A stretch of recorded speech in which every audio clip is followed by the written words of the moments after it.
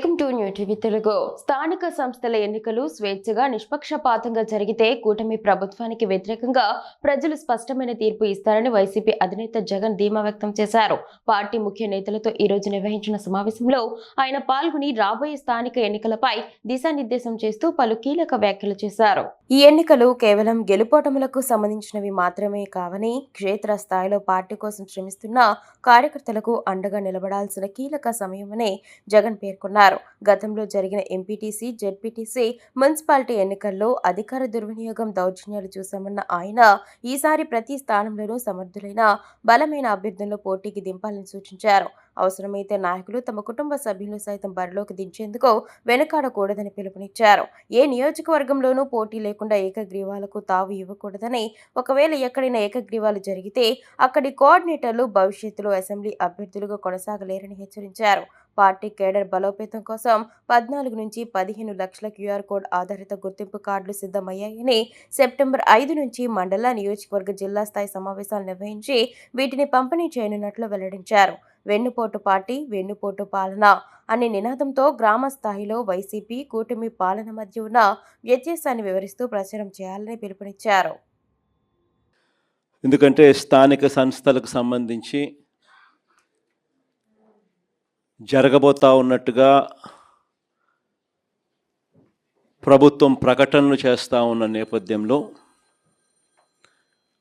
మనం కూడా స్థానిక సంస్థల ఎన్నికలకు సంబంధించి సీరియస్గా తీసుకోవాల్సిన అంశం మీద గట్టిగా చెప్పడం కోసం మళ్ళీ ఒకసారి మనం అంతా కూడా ఇక్కడ సమావేశం అవుతా ఉన్నాం. ఎన్నికలు జరుగుతాయా జరగవా పక్కన పెడదాం.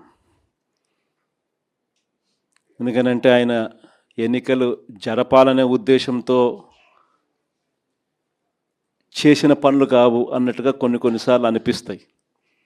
ఒకవైపునేమో 44 లక్షల మంది ఓటర్లు లేరు అని ఒకవైపున ఈల ప్రభుత్వం చేసిన ఎస్ఐఆర్ రిపోర్టే చెప్తా ఉంది.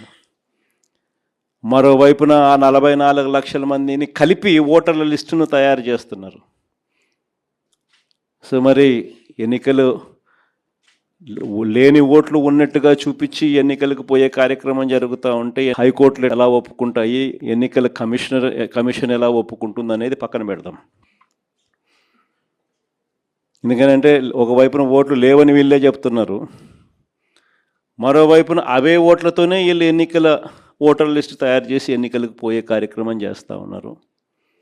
అంటే లేని ఓట్లను ఉన్నట్టుగా ఓటర్ లిస్టు తయారు చేసుకొని ఎన్నికలకు పోవడం అన్నది చట్ట ప్రకారం నేరం. ఎందుకంటే గోస్ట్ ఓట్స్ను వీళ్ళే దొంగ ఓట్లక వీళ్ళే వేసుకునే ప్రమాదం పొంచి ఉన్నది అని క్రిస్టల్ క్లియర్గా కనిపిస్తూ ఉన్న నేపథ్యంలో, రెండో వైపున బీసీలకు సంబంధించి 34% రిజర్వేషన్స్ అని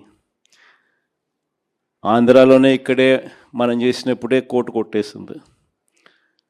కోర్టు కొట్టేసినా కూడా అది వేరే విషయం.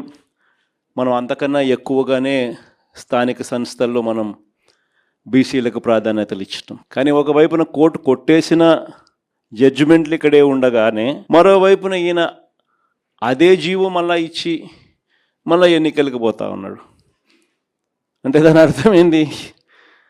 ఒక లా ఆల్రెడీ ఒకటి ఉంది, దానికి వయలేషన్, ఆ లాకు వయలేషన్ అని తెలిసి ఈయన వయలేట్ చేస్తూ ఎన్నికలకు షెడ్యూల్ ఇచ్చినాడు.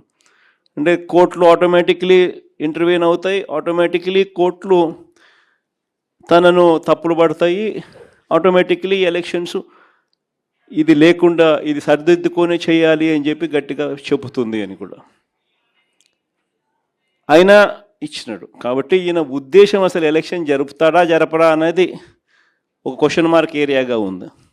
అసలు ఎన్నికలు నిజంగా జరపాలని చంద్రబాబు నాయుడు ఉన్నాడా, ఎన్నికలు జరపకూడదని చంద్రబాబు నాయుడు ఉన్నాడా అనేది ఒక నిజంగానే ఒక క్వశ్చన్ మార్క్ ఏరియాగానే ఉంది.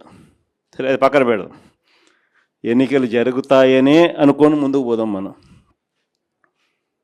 ఎన్నికలు జరుగుతాయని వాళ్ళు చేస్తూ ఉన్న ప్రకటనల మేరకే మనం కూడా సన్నద్ధంగా ముందుకు పోయే కార్యక్రమం చేయాల్సిన అవసరం ఉన్న పరిస్థితిలో మనం అడుగులు ముందుకు వేస్తూ ఉన్నాం.